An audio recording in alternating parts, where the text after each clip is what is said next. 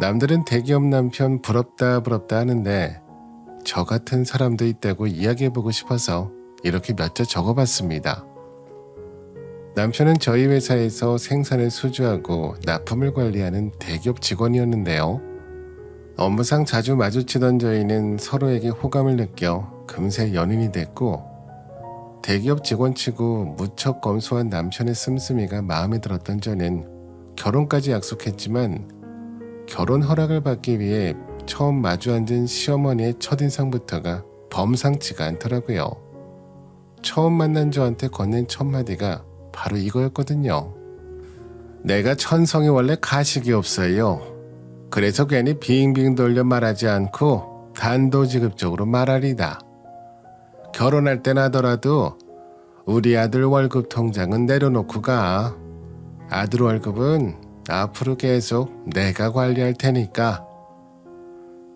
그 말씀은 저희가 결혼하더라도 저희 경제권을 어머니께서 가지고 계시겠다는 말씀이신 건가요? 너 지금 벌써부터 시엠이 도둑년 취급하는 거니? 내가 언제 며느리 월급 통장까지 직접 관리하겠다고 했어? 우리 아들 통장만 내놓으란 말이야. 우리 아들 통장만. 내 결혼 허락 조건은 그거 딱 하나다. 죄송하지만 이해가 되지 않아서 그러는데 실례가 아니라면 설명 한 번만 부탁드려도 괜찮으실까요? 아드님 월급 통장을 어머님께서 어떤 이유로 가지고 계시고 싶으신지 너무 복잡해요, 어머님. 너도 직장 다닌다면서 너희 부부 살림이야 그 돈으로 해결하면 되는 거고, 내 살림살이는 엄마인 내가 우리 아들 벌어온 돈으로 해결해야겠다는 거야. 이제야 이해가 좀 되니?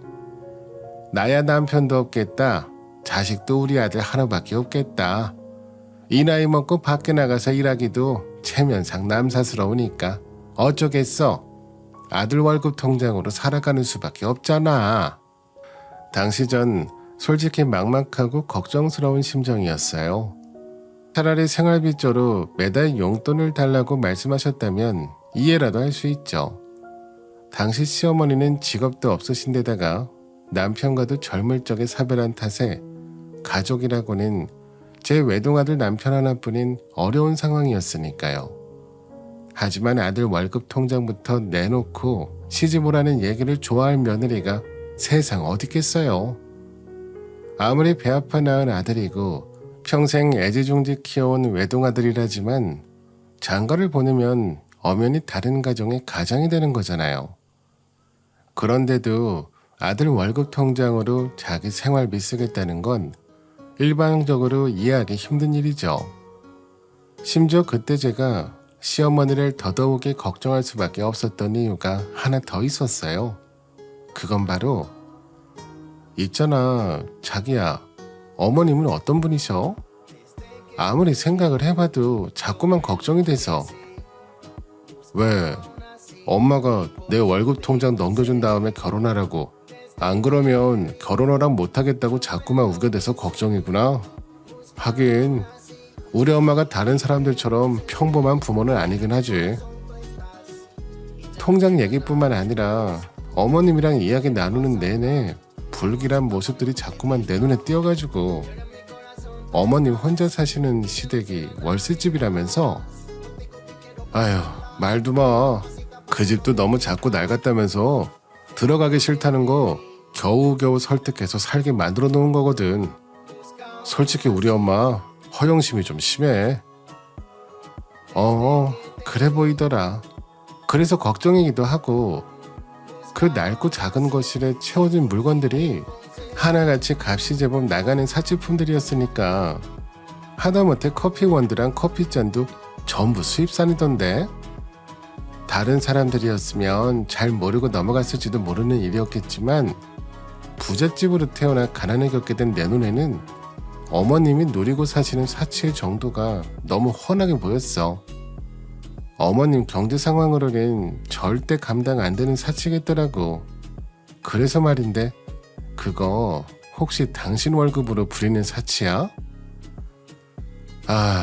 내가 왜 데이트할 때 자기한테 레스토랑 스테이크 한번 제대로 못 먹여줬겠어. 내가 버는 족족 엄마가 다 써버리니까 주머니 사정이 정말 어려워서 맨날 중국집만 데리고 갔던 거지. 네, 맞습니다. 전 대기업 직원치곤 검소한 남편의 씀씀이에 반해 결혼을 결심하게 된 것이었지만 남편의 현실은 제 생각과는 정말 딴판이더라고요. 남편은 검소한 게 아니라 정말 돈이 없었던 것이었어요. 시어머니가 아들의 대기업 월급을 거의 통으로 자신을 위해 전부 써버렸으니까요. 바로 그 지점이 제가 이 결혼 정말 괜찮을까 하고 우려하게 된 순간이었어요. 결혼하면 장차 집도 늘려나가면서 아이도 낳아 키워야 하는데 시어머니가 계속 제 남편 월급에 의존해서 살려고 한다면 행복한 결혼 생활이 절대로 되지 못할 테니까요. 이는 시어머니뿐 아니라 제 남편에게도 해당되는 문제였어요. 솔직히 말하자면 나 지금 너무 많이 걱정이 돼. 어머니가 자기한테 계속 의존해서 사치 부리고 허영심 채우려고 든다면 우리 사이까지 파경을 맞이하게 될까 봐서. 나도 그게 걱정이긴 해. 하지만 평생 살아온 엄마 생활 습관이 쉽게 고쳐지는 것도 아니고 사실 우리 엄마도 장모님이랑 비슷한 삶을 살아오셨거든. 지금의 모습은 장모님이랑은 완전히 다르지만 비슷한 삶? 자기네 집도 원래는 잘 나가는 사업가 집안이었어? IMF 때문에 하루아침에 무너져 내린 우리 친정처럼? 사업가는 아니고 돌아가신 아버지께서 많이 유능한 분이셨어. 그 시절 치고 해외 유학까지 다녀오셨을 만큼 미국에서 경제학 박사 학위 취득하자마자 귀국하셔서 금융회사 고위직으로 근무하게 되셨는데 IMF 때문에 아버지 회사가 한순간에 부도가 나버리더라고. 그래서 우리 아버지 화병으로 돌아가셨고 엄마는 부잣집 사모님에서 하루아침에 알고지가 됐었고 그럴수록 더 검소하게 사셔야 되는 거 아니야? 우리 엄마도 부잣집 사모님에서 빚쟁이들한테 시달리는 신세가 됐지만 허리띠 졸라매고 온갖 허드렛 일 다 해가면서 지금은 빚 거의 다 갚으셨거든. 그 시절 습관이 아직도 남아 계셔서 누구보다 검소한 분이시고 그래서 얘기했잖아. 비슷한 삶이었지만 지금 우리 엄마랑 장모님은 완전히 다른 사람이라고. 우리 엄만 부잣집 사모님이었던 시절의 영광을 아직 잊지 못했나 봐. 그래서 그 사치와 허영심을 내 월급으로 해결해 왔었고 남편은 결혼하더라도 시어머니한테 월급 통장 절대 넘기지 않고 생활비조로 용돈 조금 드리는 선에서 합의해보자고 나섰지만 이놈의 시어머니라는 인간은 눈썹 하나 까딱하지 않은 채로 이렇게 대답했거든요. 그까지 용돈 몇 푼 가지고 누구 코에 붙이라는 거니? 그딴 식으로 거지적선 받으면서 비굴하게 살 바에야 차라리 난 이 집안에 며느리 들이지 않고 평생 살다가 떠날랜다. 저희가 약혼하는 것도 아니고 결혼이잖아요. 어머님, 아들 자식 장가 보내려면 엄연히 다른 가정의 가장이 되는 건데 다 덮어놓고 월급 통장 어머니 들이면 저희는 앞으로 어떻게 살라고요? 요즘 아이 낳아 키우는데 교육비다 뭐다 해서 돈이 얼마나 많이 드는데 아이들 좋은 환경에서 잘 낳아 키우려면 차근차근 적금 부어서 집도 조금씩 넓혀가야 되고요. 심지어 장차 태어날 그 아이들이 남의 집 아이들이 아니라 어머님 손주들이잖아요. 아, 그게 걱정이어서 월급 통장 못 내놓겠다는 거구나. 그럼 차라리 애 낳지 말고 둘이서만 살면 어떠니? 둘이서 먹고 사는 집이면 구태여 적금까지 뻐가면서 넓혀갈 필요도 없겠다. 또 자식 낳아 키우는데 낭비한 돈도 없겠다. 그 정도면 우리 아들 월급 통장 나한테 넘겨주더라도 자네 월급만으로 충분히 생활 가능하잖아. 그 말을 듣는 전 결혼을 반쯤 단념했어요. 돈 문제도 돈 문제였지만 심지어 당신 손주 낳아 키우는 일을 돈 낭비라고 표현하는 시어머니와는 함께 살아갈 수 없다는 생각 때문이었죠. 그래서 전 남편에게 가슴 아픈 말을 전해야만 했어요. 미안한데 자기야, 아무래도 우리 결혼 어려울 것 같아. 어머님이 변하지 않는다면 당신이 무슨 말로 날 설득하려 들고 어떤 약속을 해준다고 한들 우린 맺어질 수 없어. 결혼은 집안과 집안의 결합이니까. 이처럼 위기에 놓였던 저희 결혼식이 극적으로 성사된 계기는 시어머니의 태도가 갑자기 바뀐 덕분이었어요. 그동안 나 때문에 걱정이 많았지? 이제 우리 아들 월급 통장 필요 없게 됐으니 아무 걱정 말고 결혼식 올려도 된단다. 그렇게 말한 시어머니는 제 앞에 웬 통장 하나를 보여주셨는데요. 그 통장에는 꽤 큰 금액이 입금되어 있더라고요. 갑자기 이 큰 돈이 어디서 나셨어요? 그동안 저랑 아드님 몰래 취직이라도 하셨던 거예요? 아니, 그렇다고 하기엔 금액이 너무 큰데? 어머님 혹시 위험한 일에 손대신 건 아니죠? 뭐 위험한 일이라면 위험한 일일 수도 있지. 내가 그동안 조금씩 아껴줬던 쌈짓돈으로 하나씩 모아뒀던 주식이 있었거든. 그게 어제 오늘 대박이 나버렸지 뭐니. 덕분에 목돈 벌었지 뭐. 뭐랄까, 그땐 정말이지 시어머니 말을 믿을 수밖에 없었습니다. 물론 주식이 언제든 망할 위험이 있다지만 주식으로 큰 돈 버는 사람들이 있는 것 또한 현실이었으니까요. 더욱이 일찍이 돌아가신 아버님께서 금융업계 고위직이셨기에 시어머니께서 아버지의 아내로 살면서 어깨너머로 돈 굴리는 법을 제법 잘 배우셨구나 하는 생각도 들었고요. 또 무엇보다 그 증거인 통장이 제 눈에 버젓이 있었으니 좀처럼 의심할 수가 없었던 거죠. 다만 시어머니의 사치에 대해서는 여전히 걱정이긴 했었는데요. 그마저도 오래지 않아 서서히 사그라들었어요. 바로 이런 생각이 들었기 때문이었죠. 아들 돈으로 사치를 부리는 것이면 몰라도 어머님 스스로 당신 능력껏 번 돈으로 누리며 사는 삶까지 뭐라고 할 필요가 있나 싶었거든요. 아무튼 그렇게 한시름 덜게 된 저는 마침내 꿈에 그리던 결혼식을 올리게 됐는데요. 결혼 후 얼마 뒤 저희 회사에서 구조조정이 단행됐어요. 참 다행스럽게도 저는 저 없이는 회사가 안 돌아가는 덕분에 구조조정으로부터 살아남았고 살아남은 대가로 연봉도 많이 올려 받을 수 있게 됐는데요. 트럭 배송기사로 근무하던 제 남동생은 처지가 많이 달랐습니다. 회사에서 배송 업무 자체를 외주업체계에 넘기기로 한 탓에 배송기사님들이 일시에 전원 해고됐고 그 중에는 제 남동생 또한 끼어 있었거든요. 그러나 성실하고 올바르게 살아온 삶의 발자취란 배신하지 않는 법이죠. 졸지에 실업자가 된 제 동생에게 오래지 않아 한 줄기 빛이 날아들었어요. 오늘은 어제 표정이 괜찮아 보인다. 요 며칠 앞으로 어떻게 먹고 사냐면서 많이 힘들어 했었잖아. 너 갑자기 무슨 방법이라도 생긴 거야? 개인 사업자로 여기저기 다니면서 물류 배송을 좀 해보면 어떨까 싶어서. 그동안 내가 거래처 사장님들한테 엄청 잘했잖아. 거의 부모님 모시듯이. 그분들이 이번엔 나한테 힘이 되어주겠다고 나서주셨어. 나한테 물류 배송을 맡겨주시겠대. 그게 정말이야? 잘됐다, 잘됐어. 하긴 우리 동생이 어디 가서 밉보이고 다닐 사람은 아니거든. 사람들한테 인정받으면 다니면 다녔지. 아무튼 앞으로 더 열심히 해야 되는 거 알지? 당연하지. 나 믿고 물류일감 몰아주는 사장님들의 은혜를 저버리지 않기 위해서라도 나 정말 최선을 다해서 열심히 일할 거야, 누나. 그렇게 제 남동생은 그동안 열심히 살아온 삶에 대한 인정 덕분에 개인 물류기사로서 새 출발을 시작하게 됐습니다. 당연히 동생의 일은 술술 잘 풀려나갔어요.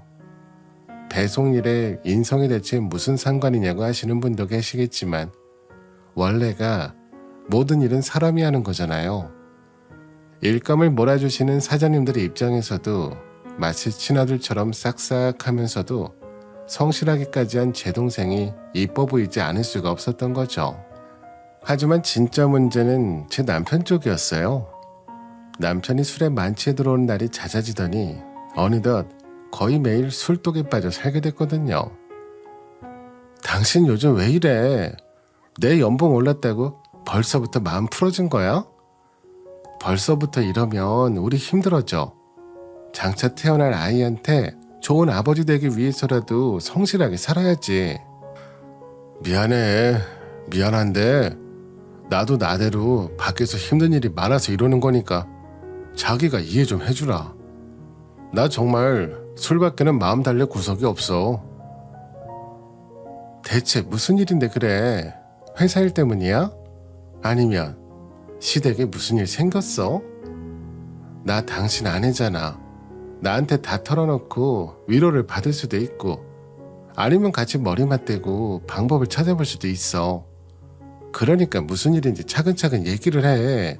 자꾸 술한테 의지해서 혼자 버티려고만 하지 말고. 에이, 내가 어떻게 당신한테 속마음을 다 털어놓을 수 있겠어. 아무리 그래도 내가 명색이 남편이고 가장인데 아내한테 삶의 고충을 전부 다 털어놓고 기대기만 하는 힘없는 남편 되기 싫어. 가장 체면에 그건 절대로 용납 못해.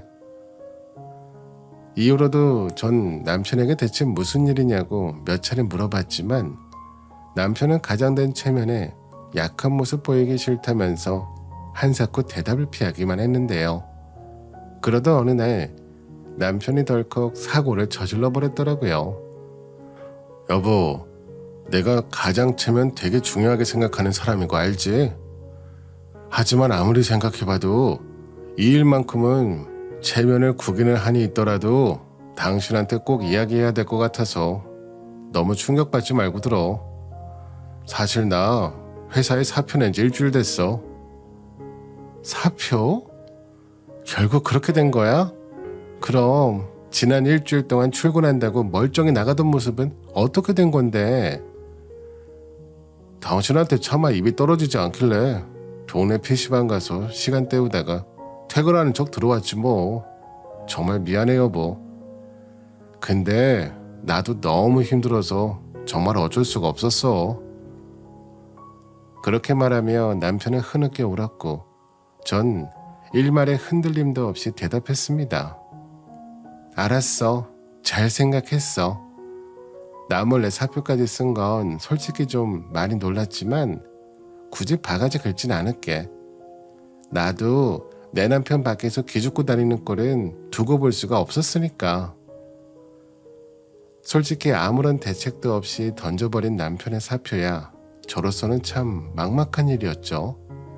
아무리 저의 연봉이 꽤나 많이 올랐다고 한들 중소기업 외벌이로는 한 가정의 생계를 꾸려나가기 어려운 것이 현실이었으니까요.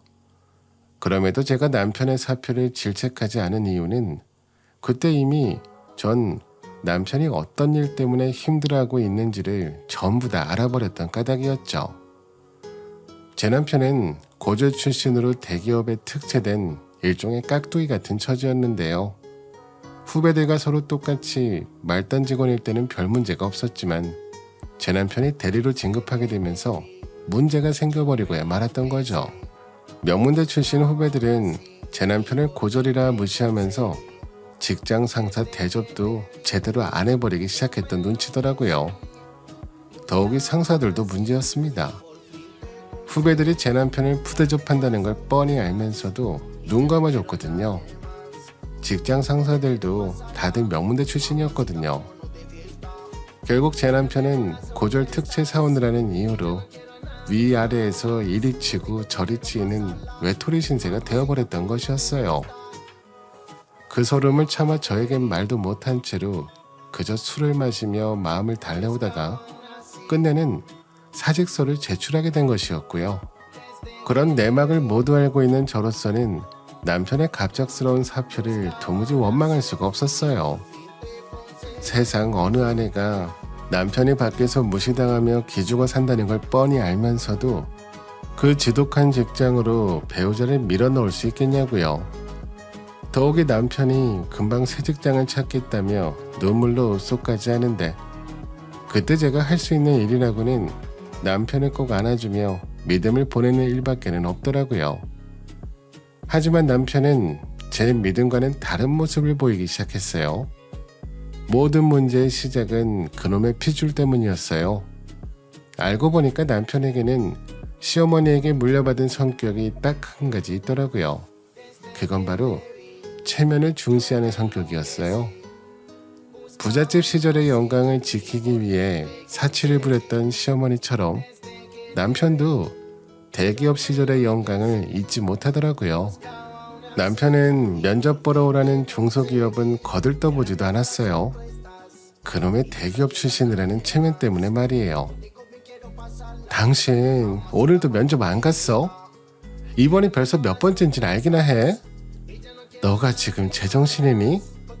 금방 다른 직장 찾겠다는 약속은 벌써 잊은 거냐고.